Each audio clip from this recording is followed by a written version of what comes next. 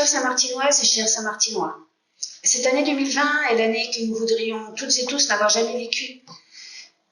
Il y a un an, quand je présentais mes vœux devant la salle pleine, la salle polyvalente, jamais personne ne pouvait imaginer ce qui allait se passer. Et pourtant, la maladie et le deuil nous ont depuis frappés de plein fouet. Ce virus nous a obligés à nous isoler, nous éviter. Ce virus a mis en évidence les fragilités de notre système social. Il a mis à plat notre système économique, a durement touché les entreprises, les artisans, les commerçants, les professionnels du loisir et de la culture. Nos vies ont été transformées. Nous avons dû modifier nos quotidiens professionnels, personnels et nos habitudes familiales. Nous nous sommes confinés, isolés, coupés de nos relations sociales. Mais nous nous sommes aussi rendus compte de l'importance du corps médical, des secours, mais aussi des professionnels qui assurent notre autonomie alimentaire et puis toutes ces professions qui agissent dans l'ombre pour faciliter notre quotidien malgré les conditions sanitaires. Alors, je pense aux personnes qui travaillent dans les grandes surfaces, les agriculteurs, les éleveurs, le corps enseignant et tant d'autres encore. Je pense aussi évidemment à nos commerces de proximité. Certains ont dû fermer, certains le sont encore, d'autres ont pu rester ouverts. Mais nous avons pu nous rendre compte de leur importance et nous devrons, après coup, continuer à les fréquenter. Si nous avons pris de plein fouet nos défaillances, cette année 2020 a mis en avant notre capacité à l'entraide, à la bienveillance, à l'écoute de l'autre, notre capacité à nous adapter à des situations chaque fois imprévues et inconnues. Chacun a eu un rôle, qui a livré les courses aux personnes vulnérables, qui a confectionné des masques, qui s'est assuré simplement que son voisin allait bien. Chaque petit geste a été important et je remercie toutes celles et ceux qui ont participé à ces petits gestes.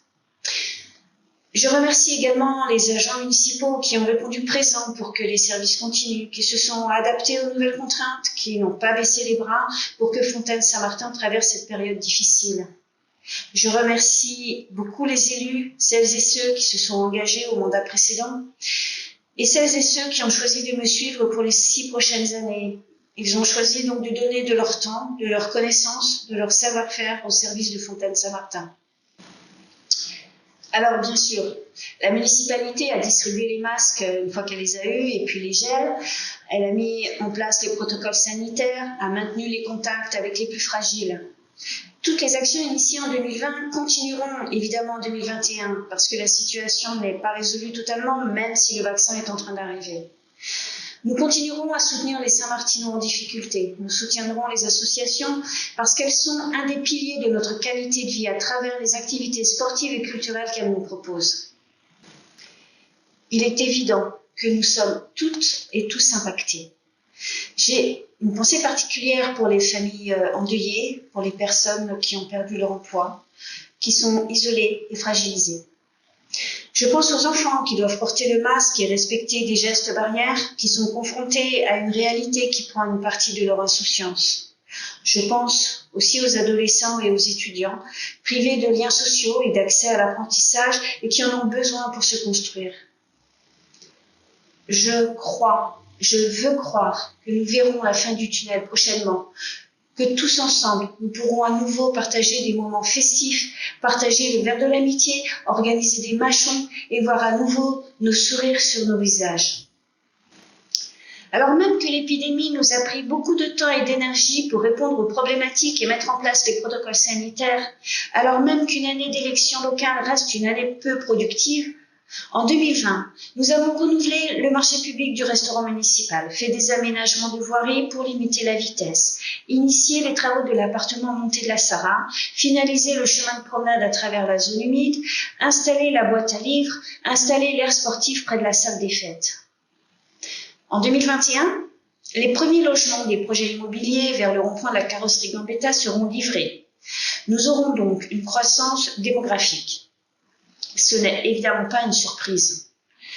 Du coup, nos besoins évoluent. Nous devons refaire l'école, mais aussi les services périscolaires, les infrastructures pour la culture et le sport.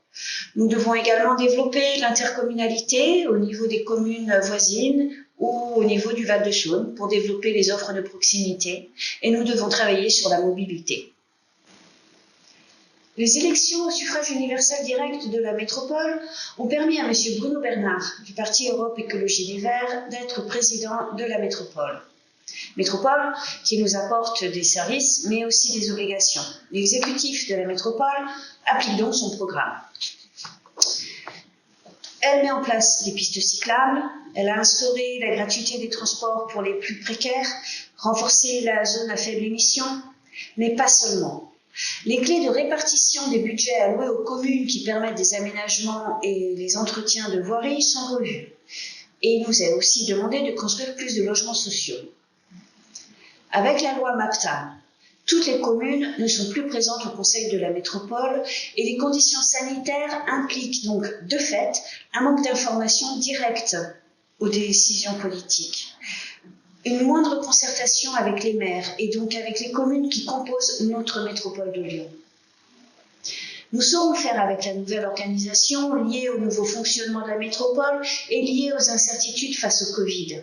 Parce que nous sommes tous ensemble capables de rebondir, de nous adapter, de nous soutenir mutuellement, de faire ensemble pour être plus forts.